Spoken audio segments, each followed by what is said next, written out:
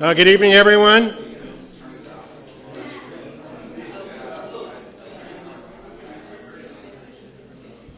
Welcome to the November Canyon Country Advisory Committee meeting, the last Canyon Country Advisory Committee meeting of the year.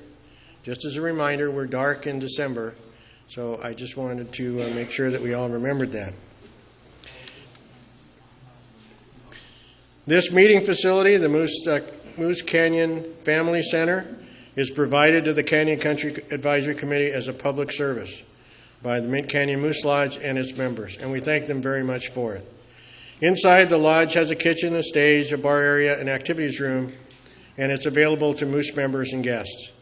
So if you're interested, well, I'll be happy to provide you with an application or a tour of the lodge after the meeting is over. Tonight, we'll have our call to order. We'll have our flag salute, announcements, and then we'll approve minutes of the last meeting. Then the county will be there to talk about what can be done if your house assessed value exceeds your home value, what services they offer, what you can do, how you get a hold of them, etc. Next, the City of Santa Clarita is here. Mike Asconi is here to talk about the Santa Clarita Lyons Avenue Corridor Plan, and hopefully he'll give us a little bit of a heads up as to what might happen in Canyon Country after the Lyons Corridor Plan is complete. Next is going to be our answer to the State of the City luncheon. The State of the City luncheon mainly talks about successes that the city has had. We're going to talk about challenges, things that we believe need to be worked on, and we'll discuss what we discussed with the mayor initially, and then what we plan to do in 2012. Next will come Canyon Country Kudos from Judy Tallor. She's here. Then public participation. Now, our version of public participation is a little different. We get kicked out at 9 o'clock. We're not like the city. We can't stay here till 2 in the morning. So if someone wants to address the group, there'll be a sign-up sheet around, and if you sign up, then you'll get a minute to address the group toward the end of the meeting. Then we'll have a preview of what we're going to be doing in January, and the meeting will adjourn. Typically, what we've been doing over the past 6 or 7 months is we have been having a tribute to one of our military, because our military men and women around the world have been doing a really great job fighting for our freedom and sacrificing their personal lives and sometimes their actual lives. And this month, when I was trying to decide what I would do as a tribute, I saw an article in the Signal by a young gentleman named Brandon Kimball. And Brandon is a senior at Academy of the Canyons Middle College High School, and a member of the ANIME Club, secretary of the Progressive Student Alliance and Sociology Club in College of the Canyons, and Sergeant-at-Arms of the City of Santa Clarita Visions in Progress, their Youth Advisory Committee. Now, his commentary was posted in the Signal on November the 6th, and I'm providing the link for you so that you can go read it, because I was really impressed by what it said. You know, so many times people, especially more mature people, not that any of us are, typically talk about that young adults are headed down the wrong path. And here, when I read Brandon's commentary, I thought, what a great commentary, what a great way to express that our young adults are coming up with a vision of what it means to live in the United States. So what Brian Kimball's commentary was about, and I'm going to read excerpts from it, is what does it mean to be a citizen of Santa Clarita? Finding an answer turns us to another question, a more fundamental one than the first. What does it mean to be a citizen? A citizen should be harboring concerns for their local government. A citizen should be reading newspapers, magazines, web articles, and other pieces of media to become informed and make conclusions on different issues. A citizen should be helping and abetting others who lack time to explore the news or not pursue the news, but at least have some form of idea of events and controversies in the Valley. A citizen should be middle grounded and be able to hear both sides. Hard to accomplish for an individual, yes, but not impossible. But the most important of them all is about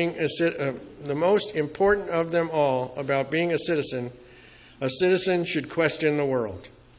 Is it satisfactory to come home from work, school, or wherever one went and just eat dinner, shower, and then go to bed? I know people who tell me that they are just tired or lack the time to participate when I tell them about all the different modes of participation, my different modes of participation in local government. But by being involved in local government, one can question the different issues posted by city officials and determine their own conclusions. The strength of democracy comes when informed, middle-grounded people make decisions, not when different parties bombast each other continuously for days.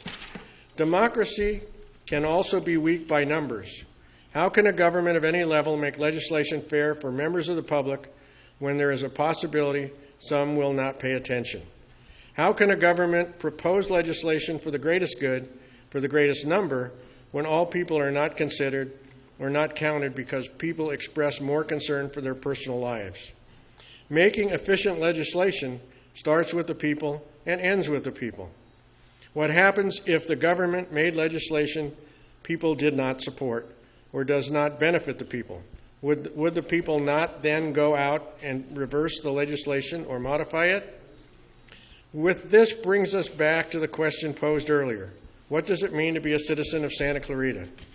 Being a citizen of Santa Clarita means to express concern to city officials, whether it by email, walking into City Hall, phone calls, attending the workshops and hearing sessions for city projects being presented at city meetings, or just watching those meetings on TV or online. Being a citizen of Santa Clarita means to be informed by reading the Signal and other Santa Clarita magazines and newspapers. Being a citizen of Santa Clarita means to encourage others to be informed on city issues and participate in local government. Being a citizen of Santa Clarita means to hear all options, all perspectives, synthesizing an informed and rational opinion on issues after questioning others. As a citizen of Santa Clarita, I can only hope that you too will become involved in the city. With that, Brandon, would you stand up? This is, ladies and gentlemen, is Brandon Kimball.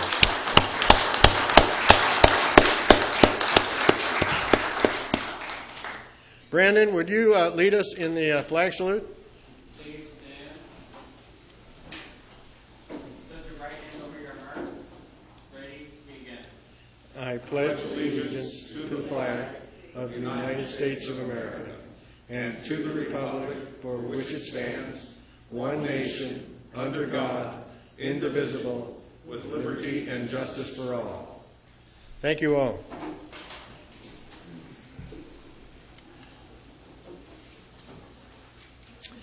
For announcements, I thought this one was extremely interesting because it's an announcement sent out as a press release from the city asking you to write a novel in 30 days. It's easy. All you have to do is write 5 pages a day for 30 days to get 5,000 words. And when you get all done, you know what you get? Nothing. Because there are no judges, no scores, no fear of rejection because there are no judges. The event is designed to help writers past the creative blocks of fear and protectionism, but they will give you the opportunity to sit at the public library and be counted as one of their visits. On a little more of a positive note, City of Santa Clarita teams up with Souls for Souls to host a November shoe drive. So if you have some slightly used shoes or some new shoes, you can turn them in at various locations, at various city locations, City Hall, the Activity Center, Candy Country Library, New Hall Library, the Valencia Library, and those shoes will be used for the benefit of the winter shelter and Single Mothers Outreach. So that's 2 very worthwhile causes. The tourism district I thought was very interesting over a couple of meetings ago because I was wondering if it equaled free money.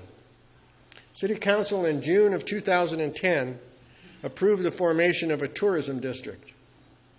Tourism districts are a type of business improvement district. They are another form of assessment district. And they are, again, a public-private partnership formed by the local government when they request or get approval of the businesses within the district. And in this case, they were looking at hotels. Typical tourism marketing districts include marketing services to raise awareness of the destination, sponsoring special events that may attract overnight visitors, and sales programs to bring in large group businesses to occupy, of course, the hotels within the valley.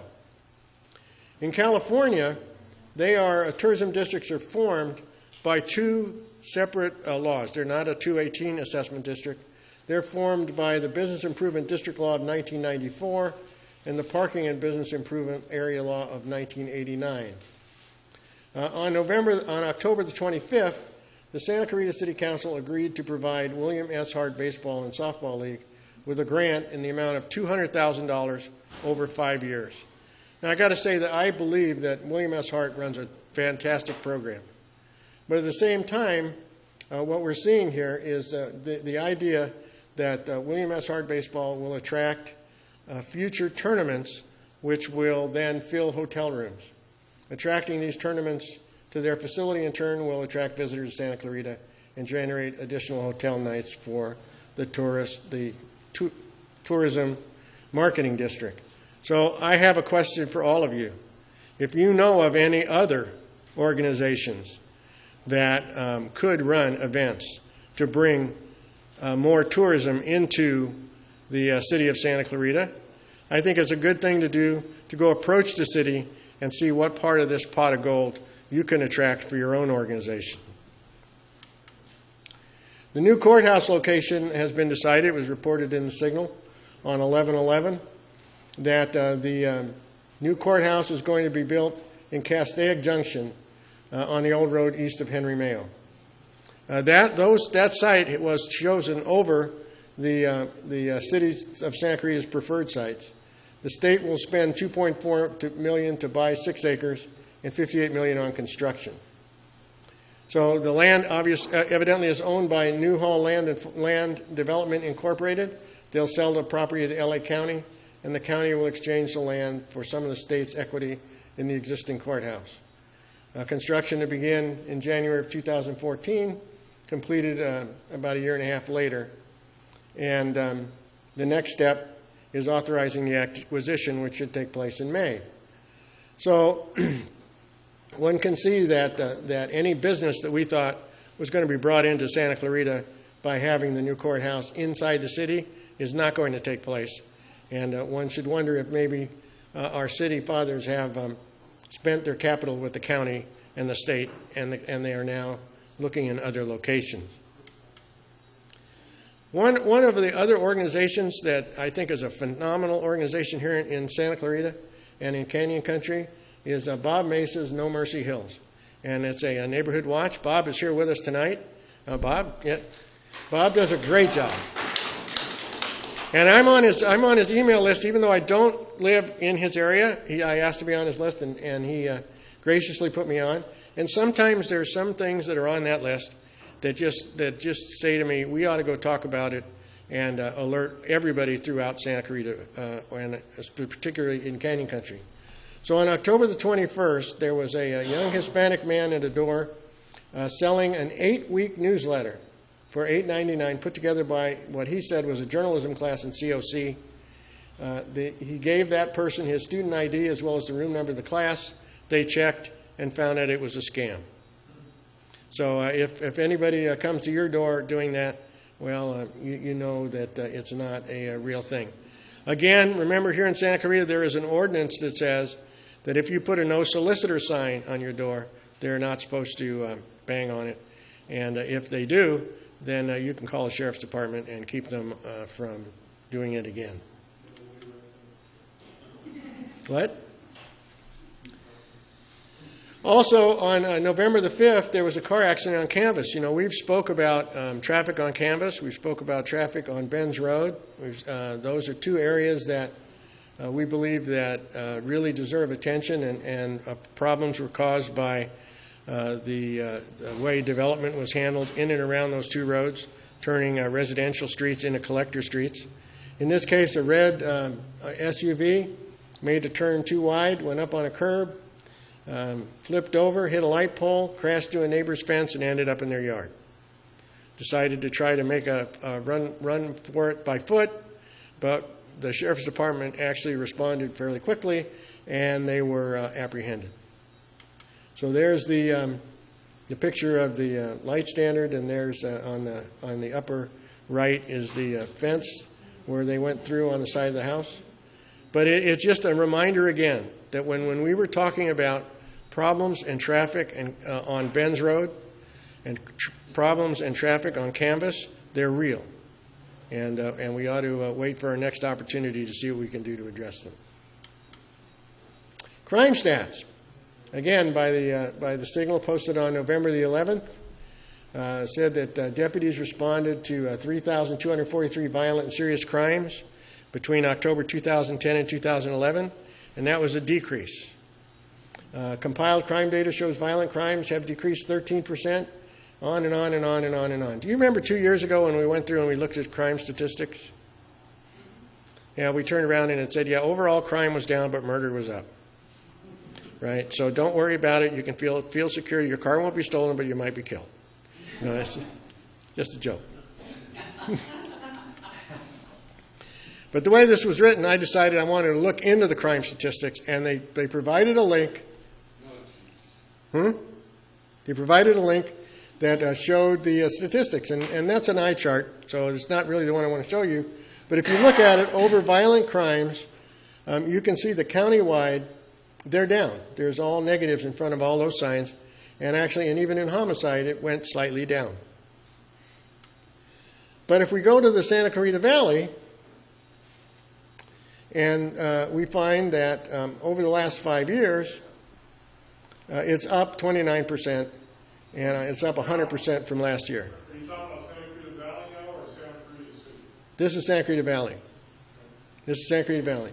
Homicides went from last year from 3 to 6, and what they did was they normalized this data now per 10,000 residents. So it makes more sense because someone's going to jump up and say to me, "We know there's more residents in the city than in the county, so it probably is reasonable, or at least it could be expected that there would be more of incidences within the city." But what they do is they normalize it per 10,000 residents. So if we look at normalized data, we can see now the normalized data from the county and from the unincorporated part of Santa Clarita Valley and from the incorporated city of Santa Clarita. In the incorporated city of Santa Clarita, the 5-year change in criminal homicide went up 55.6%, and the change from last year went up 366.7%, because it went from the numbers went from 1 to 5. And in the unincorporated area, they went down. So it's an interesting statistic. I don't know why that would happen. It could be density of population. It could be a lot of reasons, but it's exactly the same thing we saw when we looked at the crime statistics 2 years ago, that the city will tell us that everything's getting better, but in fact, when you look at the data, it doesn't necessarily show that. And I think we're grown-up boys and girls, that it's okay to tell us what the real story is and let us make up our own mind. Historical preservation ordinance, we've talked about that a lot. It's an issue of property rights. It's an issue of should the city be able to decide that your piece of property is historic for some reason and then not allow you to do certain things to it. An amended ordinance went to the Planning Commission with an opt-in and an opt-out clause. The Planning Commission decided the opt-in clause was great, but wanted to make it a little more difficult to opt out. At the next City Council meeting, not being on the agenda, it obviously displeased some of our council members, and so they postponed it for 6 months on the basis that they were going to have additional study performed by city staff. They're now going to go look worldwide or countrywide or whatever they're going to do to see what the difference is. But to me, being the skeptical person that I am, sounds like it's being postponed until after the next election. California High-Speed Rail. California High-Speed Rail, by the way, sent out to people on their email list, I'm on their email list, sent out both a fact sheet and their business plan. George Runner put a commentary in the Signal about high-speed rail, indicating that the cost has gone from the original projected cost of $45 billion, that's with a B, to over $100 billion. And with a state in as dire financial strait as they are, it just seems like this is not the right thing to do at this time. Price tag is now nearly $100 billion, and the new number is greater than California's entire annual state budget. To fund the project, every Californian would need to write a check for $2,500. Yes? This topic is getting more and more play on talk radio, also regular news on TV, but it's getting a lot more play on talk radio. Really? ABC, Well, the high-speed rail fact sheet, I have the business plan. If anybody wants it, I'll be happy to email it to them. The high-speed rail fact sheet, though, said that they're basing all this on the fact that California is expected to grow by 60 million people by 2050, and I don't know, but I guess they all expect them to be going in exactly the same place. But they say there's 3 choices regarding transportation. We could build more freeways and expand airports. We could develop a high-speed train connecting our population centers, as many other countries have done worldwide, or we could do nothing. And I think that the best example of the needs for transportation could be seen is when you do watch airlines. Airlines typically expand routes and remove routes as needs come or go. Darn hard to do with a train. Keep trying to drag those tracks over another 100 miles, it just doesn't want to go. So they're not very flexible. So here's the plan. Part 1. To take place starting next year to 2017, we'll spend $6 billion for that 130-mile stretch in the Central Valley that goes from nowhere to nowhere. Then Part 2. We're going to extend the initial section either from Merced to the San Fernando Valley or from San Jose to Bakersfield. Now, it's interesting, but it's still going to cost somewhere in the neighborhood of $25 billion. Then Part 3, we'll go to the basin, and we'll build the next section either north or south. I wonder why no one chose east or west. We're going to integrate with the Metrolink in Southern California and Caltrain in the Bay Area. Projected cost, again, another $23 billion. We're now out to 2026. Part 4, more rail. From the LA basin to the Bay Area. We're going to go down south now. Electrification of existing rail systems. Create a blended operations with high-speed rail. Provide a one-seat ride from San Francisco to Los Angeles and Anaheim. Projected cost, another $24 billion. And that'd be done in 2030. And then the last phase, to start to construct phase 2, extends Sacramento and San Diego, and continue to complete the full phase 1 high-speed rail, blah, blah, blah. Another $20 million to be completed in 2033. Now, I got to tell you what. This is my take on this. All right? I'm awfully glad that these people were not alive during World War II. Because during World War II, in 6 years, you know, the country, my parents' generation, built hundreds of ships, thousands of planes, sent millions of men all over the world. Cut the Alcan Highway in 1 year. If these guys were planning World War II, they would have figured out we were at war about the same time that the German army and the Japanese army were shaking hands crossing the Mississippi. In addition to, and how we're going to pay for this. So in addition to the state bond revenues, Funding required to build a high-speed rail system would primarily be provided from the federal government, who is broke, and private investors. Local support also remains an element of the overall funding plan, meaning more taxes. No operating subsidy will be required under any ridership scenarios. Anybody believe that one? But that's their fact sheet. So I took their fact sheet and I looked at it. This is their projected number of people riding the rail in 2040. My calculator says that equals 98.2 million riders. I assume that's 98.2 million riders a year.